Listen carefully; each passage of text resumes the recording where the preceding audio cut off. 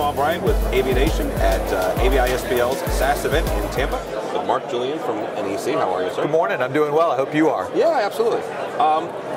We're sitting in the Expo Center, and to give kind of people a sense of this event, there is obviously a conference area where all of the employees from AVI-SPL get together, right, as well as their preferred partners, which NEC is one of those, for big meetings, right? You know, big. My buddy Ian Altman came here on Monday night and spoke, Monday or Tuesday night and spoke. So there's definitely a conference feel. Right. In this space, though, this is a miniature trade show. Yes. Right? Yes. So given that, NEC has obviously brought something to the trade show portion. What did you guys bring? Everything that we're doing in the booth this year is emerging technology that's native 4K, and with NEC we're able to bring both 4K resolution to the large format display side and the projector side. So we've got a new 10,000 lumen laser-based projector that's literally half the street price of what our solution was last year. So we're excited about that. That's the PX1005QL. And then on the large format side, a new series of commercial displays called our C series, C for commercial, in some new sizes, 65, 75, 86, and 98-inch diagonal screens. Really elegant mechanical designs, so very thin bezels, etc. Big improvement there.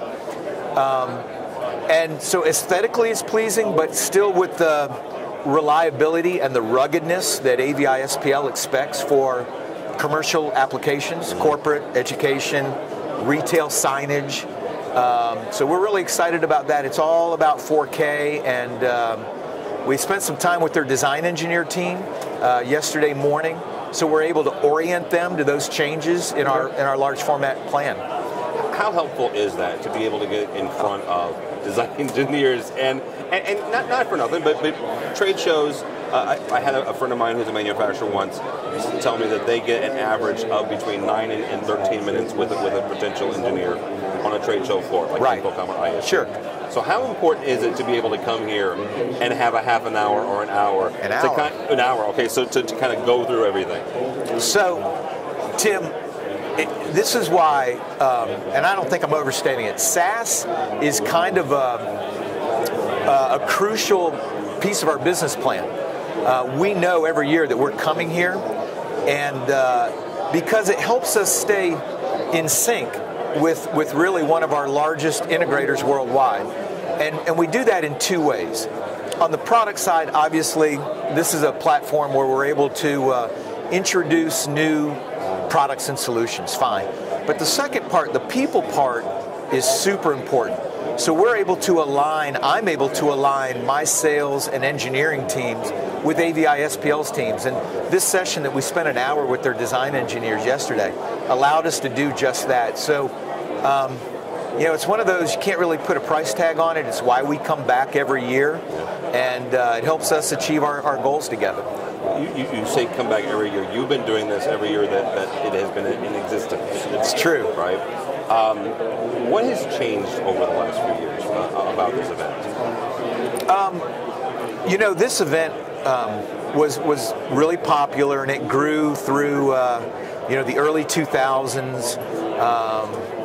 And then there was a time period where it literally was outgrowing itself because everybody wanted to be a part of it. And I think for us, as a tier 1 supplier or a preferred partner, it really helped a few years ago when they pared this event down, and to have access to that design engineer team, to be on the floor with your technology, to be at all the events socially, you had to be a tier 1 preferred partner.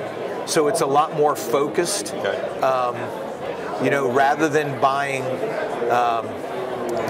Rather than buying large format displays from 17 different vendors, they've narrowed that, and that's good for them, and it's certainly good for us at NEC. Absolutely. One of the things that they were talking about this morning in their executive briefings to their partners was the need to focus on global, right? Sure. And not only making sure that they have access to the same products worldwide, right, with the same level of service. Right. How do you guys do that? Well, it's not easy. Yeah. And but it's something that NEC made a priority. When our new executive team came in 4 years ago, global was a big priority, and it's a big push. And we really feel like we're a little bit out ahead on global.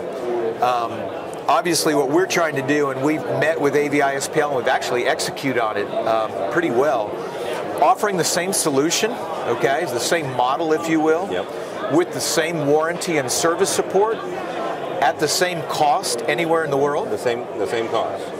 Currency converted, of course, right? Okay. But that's what we're going for, and you know what? In most of the world, NEC is able to do that. AVI-SPL knows and appreciates that. That's a very credible and compelling sales.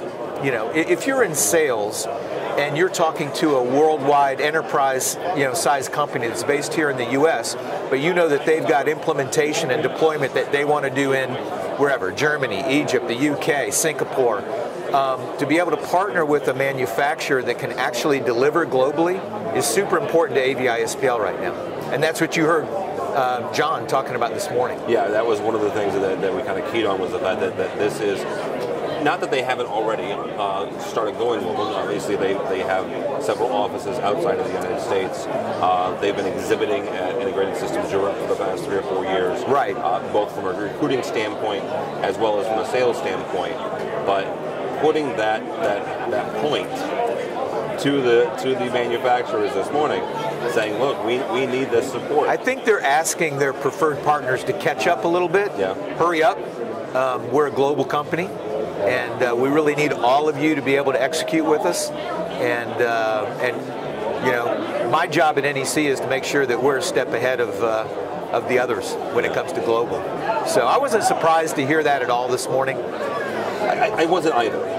It was kind of refreshing for them to say, okay, yeah, look, this is for real. We're really doing this. Absolutely, for sure. All right, Mark, if somebody's interested in hooking up with NEC, how do they do that? Oh, that's the hardest question you've asked me. NECDisplay.com. And we're going to obviously socialize this podcast, and you can find us on Twitter, Facebook, all the normal places. And obviously they'll be able to catch it at Infocom. Absolutely. Infocom, DSE, NAB, we're everywhere. Everywhere, yeah. Thank you, Tim. Mark Julian from NEC. My name is Tim Albright from AVNation.tv.